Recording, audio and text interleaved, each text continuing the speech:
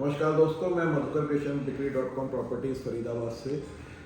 दोस्तों, आप सभी को मालूम है कि मिडल ईस्ट में ईरान, इजराइल, यूएसए का युद्ध चल रहा है, वॉर चल रहा है, जिसकी वजह से पूरी दुनिया में एक ग्लोबल अनसर्टेनिटी बनी हुई है। क्योंकि जो तेल है, तेल के दाम बहुत वॉलेटाइल हो रहे हैं, तो उसकी वजह से ये डर पैदा हो गया है कि अगर जो कच्चा तेल है, जो क्रूड ऑयल है, अगर उसकी प्राइसेस बहुत ज़्यादा बढ़ जाएंगी तो जो ओवरऑल इकोनॉमी है उस पर बहुत ही बुरा इफेक्ट पड़ेगा। क्योंकि बहुत सी सारी चीज़ें हैं जिसमें कच्चे तेल का के जो बाय प्रोडक्ट्स हैं उनका उपयोग होता है, तो अगर उनकी प्राइसेस बढ़ती हैं तो ग्लोबल इन्फ्लेशन काफ़ी बढ़ सकता है, महंगाई बहुत बढ़ सकती है। और जब महंगाई बढ़ जाती है, ज़रूरत से ज़्यादा बढ़ जाती है, तो जो इकोनॉमी है, किसी भी देश की जो अर्थव्यवस्था है, उसके ऊपर बड़े नेगेटिव इफेक्ट्स आ जाते हैं। क्योंकि लोगों की परचेजिंग पावर कम हो जाती है, फिर वो जो और चीज़ें खरीदते बेचते हैं उसमें भी काफ़ी डाउनफॉल आ जाता है।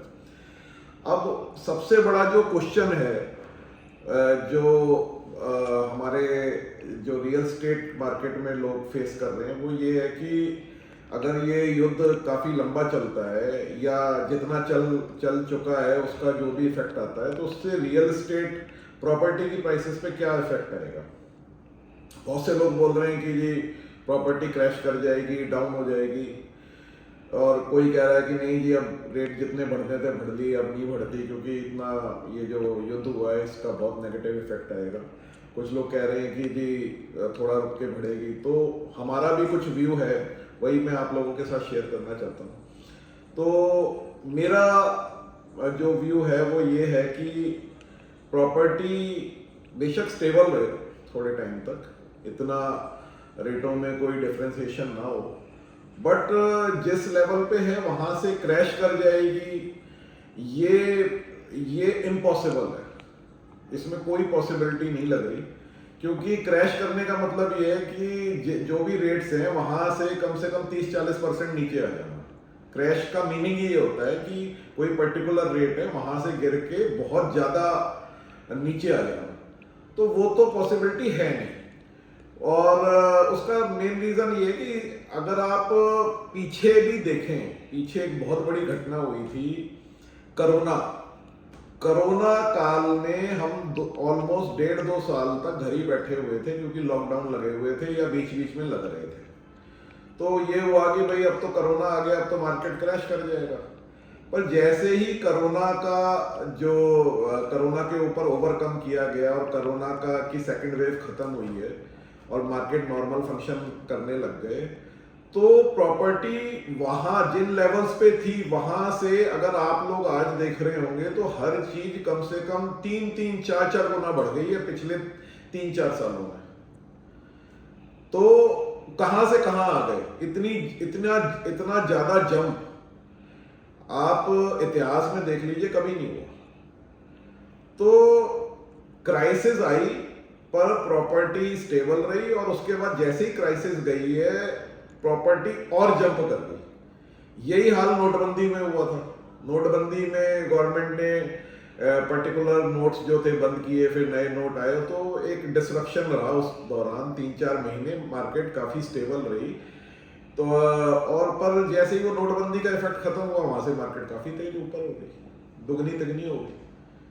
तो कोई भी क्राइसिस आती है तो उसमें प्रॉपर्टी में कुछ 5% का इधर उधर कुछ हेर फेर हो सकता है थोड़े टाइम के लिए, या स्टेबल रह सकती है। बट ये कहना कि क्रैश हो जाएगी, ऐसा ऐतिहासिक हमारे पास कोई डेटा नहीं है कि जो ये कहे कि मार्केट बिल्कुल ही नीचे आ गई, बिल्कुल ही जीरो हो गई या बिल्कुल ही माइनस में चलेगी। ऐसा कुछ भी नहीं है कि क्रैश हो जाए।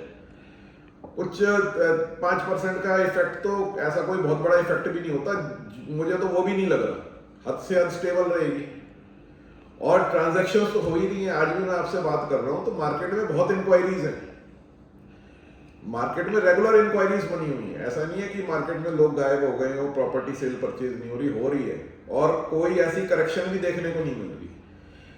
उसका मेन कारण ये है कि लोग रियल एस्टेट को, प्रॉपर्टी को एक लॉन्ग टर्म असेट के तौर पे देखते हैं, लॉन्ग टर्म इन्वेस्टमेंट के तौर पे देखते हैं।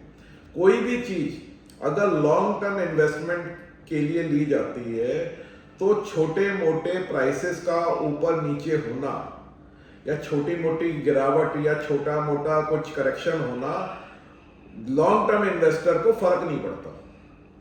तो अगर कोई करेक्शन लग भी रही है तो लॉन्ग टर्म इन्वेस्टर उसको होल्ड करके उस करेक्शन को होने ही नहीं देता, इसलिए प्रॉपर्टी स्टेबल रहती है। यही सब देखते हुए हम लोगों को ऐसा लगता है कि this is the best time to buy. ये बहुत अच्छा मौका है कि आप स्टेबल रेट्स पे अपनी जो भी परचेज है प्रॉपर्टी की वो करें।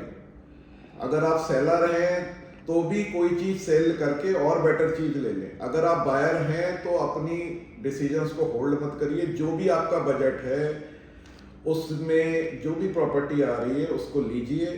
ये एक लॉन्ग टर्म असेट है, हमेशा साथ देता है। प्रॉपर्टी कभी किसी को धोखा नहीं देती है। आप उस असेट को मेंटेन करिए, लॉन्ग टर्म में आपको बहुत फायदा होगा।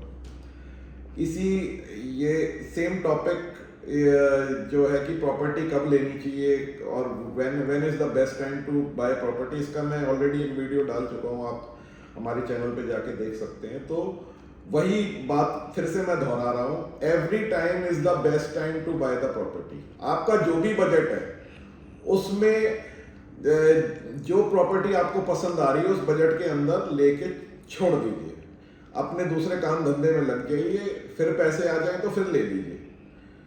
तो प्रॉपर्टी सेल परचेज करते रहिए और प्रॉपर्टी की लाइन से बने रहिए, प्रॉपर्टी से जुड़े रहिए, प्रॉपर्टी आपका कभी साथ नहीं छोड़ेगी। तो दोस्तों मैं ज़्यादा लंबा नहीं खींचूंगा, तो अभी शॉर्ट में मैं यही कहना चाहूँगा कि जो भी लड़ाई चल रही है हम सब चाहेंगे कि लड़ाई ख़त्म हो जाए और पूरे दुनिया में शांति आ जाए, सब लोग खुश रहें, सुखी रहें। बट दुनिया है, ये सब चलता रहता है। लड़ाई क्यों हो रही है उसके बहुत सारे कारण हैं और पहले भी लड़ाई झगड़े हुए हैं पूरी दुनिया में, फिर शांति आ जाती है, फिर कुछ हो जाता है, ये सब चलता रहता है। पर आप लोग जो भी प्रॉपर्टी खरीदना चाहते हैं वो प्रॉपर्टी खरीदिए और जो बेफजूल की न्यूज़ आ रही है उससे अपने डिसीजंस को डिले मत करिए। ये न्यूज़ आती रहेंगी, जाती रहेंगी, प्रॉपर्टी की मार्केट कहीं नहीं जा रही है, बिल्कुल स्टेबल है और लेने का, प्रॉपर्टी लेने का ये बेस्ट टाइम है। तो प्लीज़ बाय योर प्रॉपर्टी और मैं आशा करता हूँ कि आप लोग अपने सही डिसीजन लेके सही प्रॉपर्टी में एक अच्छा निवेश करेंगे, इन्वेस्ट करेंगे। धन्यवाद।